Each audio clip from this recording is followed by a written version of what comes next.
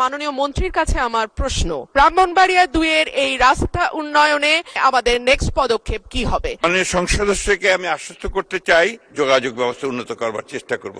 আরেকটি সম্পর্ক প্রশ্ন করতে পারেন। ব্রাহ্মণবাড়িয়া ২ আসন থেকে নির্বাচিত মাননীয় সংসদ সদস্য রুমিন ফারহানা। স্পিকার, আপনাকে অসংখ্য ধন্যবাদ। মাননীয় স্পিকার, আমার কর্মজীবনে আপনাকে আমি কোর্টে পেয়েছি, সহকর্মী হিসেবে রাজনৈতিক দলে পেয়েছি এবং অত্যন্ত চমৎকার একটি পরিবেশে আমরা একসাথে কাজ করেছি। আশা করি সামনের দিনগুলোতেও আপনার সেই সহযোগিতা অব্যাহত থাকবে।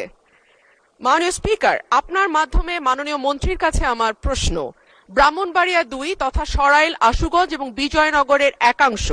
মাননীয় স্পিকার, এখানে দুটো ইউনিয়ন আছে, পাকশিমুল এবং ওরাইল। এই দুটো ইউনিয়নের ভেতরে যেই গ্রামগুলো, সেখানে যাবার জন্য কোনো রাস্তা নেই। মাননীয় স্পিকার, আমাদেরকে নৌকা করে যেতে হয় এবং তারপরে মোটরসাইকেল ছাড়া সেখানে চলাচলের আর কোনো উপায় নাই। আপনার মাধ্যমে মাননীয় মন্ত্রীর কাছে আমার প্রশ্ন, ব্রাহ্মণবাড়িয়া ২ এর এই রাস্তা উন্নয়নে এবং যোগাযোগ ব্যবস্থা কিছুটা উন্নয়নে আমাদের নেক্সট পদক্ষেপ কি হবে? ধন্যবাদ মাননীয় স্পিকার। ধন্যবাদ মাননীয় সদস্য। আমরা কলিগ ছিলাম, এখনো আছি। আমরা একসাথে কাজ করব মহান জাতীয় সংসদকে প্রাণবন্ত করার জন্য। মাননীয় মন্ত্রী। মাননীয় স্পিকার, আপনাকে ধন্যবাদ।